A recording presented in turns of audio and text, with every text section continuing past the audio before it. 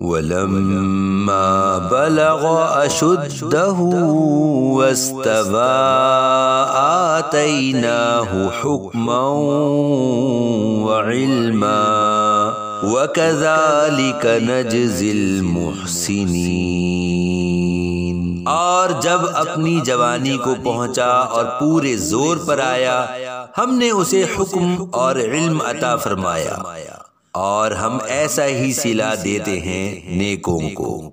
وَدَخَلَ الْمَدِينَةَ عَلَى حِينِ غَفْلَةٍ مِّنْ أَهْلِهَا فَوَجَدَ فِيهَا رَجُلَيْنِ يَقْتَتِلَانِ هَذَا مِنْ شِيعَتِهِ وَهَذَا مِنْ عَدُوِّهِ فَاسْتَغَاثَهُ الَّذِي مِنْ شِيعَتِهِ عَلَى الَّذِي مِنْ عَدُوِّهِ فَوَكَزَهُ موسى فقضى عليه قال هذا من عمل الشيطان إنه عدو مضل مبين۔ اور اس وقت شہر میں داخل ہوا جس وقت شہر والے دوپہر کے خواب میں بے خبر تھے، تو اس میں دو مرد لڑتے پائے، ایک موسیٰ علیہ السلام کے گروہ سے تھا اور دوسرا اس کے دشمنوں سے۔ تو وہ جو اس کے گروہ سے تھا اس نے موسیٰ علیہ السلام سے مدد مانگی اس پر جو اس کے دشمنوں سے تھا، تو موسیٰ علیہ السلام نے اس کے گھونسا مارا تو اس کا کام تمام کر دیا۔ کہا یہ کام شیطان کی طرف سے ہوا، بے شک وہ دشمن ہے کھلا گمراہ کرنے والا۔ قال رب انی ظلمت نفسی فاغفر لی فغفر له انہ هو الغفور الرحیم۔ عرض کی اے میرے رب، میں نے اپنی جان پر زیادتی کی تو مجھے بخش دے، تو رب نے اسے بخش دیا، بے شک وہی بخشنے والا مہربان ہے۔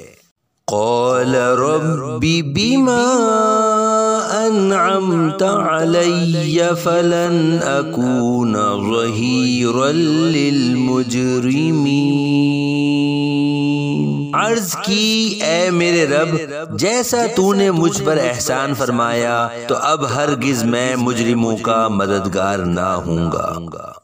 فَأَصْبَحَ فِي الْمَدِينَةِ خَائِفًا يَتَرَقَّبُ فَإِذَا الَّذِي اسْتَنصَرَهُ بِالْأَمْسِ يَسْتَصْرِخُهُ قَالَ لَهُ مُوسَى إِنَّكَ لَغَوِيٌّ مُبِينٌ۔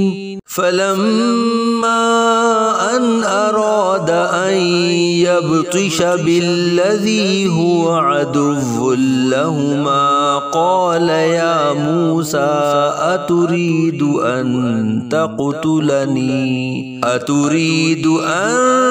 تَقْتُلَنِي كَمَا قَتَلْتَ نَفْسًا بِالْأَمْسِ إِن تُرِيدُ إِلَّا أَن تَكُونَ جَبَّارًا فِي الْأَرْضِ وَمَا تُرِيدُ أَن تَكُونَ مِنَ الْمُصْلِحِينَ۔ تو صبح کی اس شہر میں ڈرتے ہوئے اس انتظار میں کہ کیا ہوتا ہے، جب ہی دیکھا کہ وہ جس نے کل ان سے مدد چاہی تھی فریاد کر رہا ہے۔ موسیٰ علیہ السلام نے اسے فرمایا بے شک تو کھلا گمراہ ہے۔ تو جب موسیٰ علیہ السلام نے چاہا کہ اس پر گرفت کریں جو ان دونوں کا دشمن ہے، وہ بولا اے موسیٰ، کیا تم مجھے ویسا ہی قتل کرنا چاہتے ہو جیسا تم نے کل ایک شخص کو قتل کر دیا؟ تم تو یہی چاہتے ہو کہ زمین میں سخت گیر بنو اور اصلاح کرنا نہیں چاہتے۔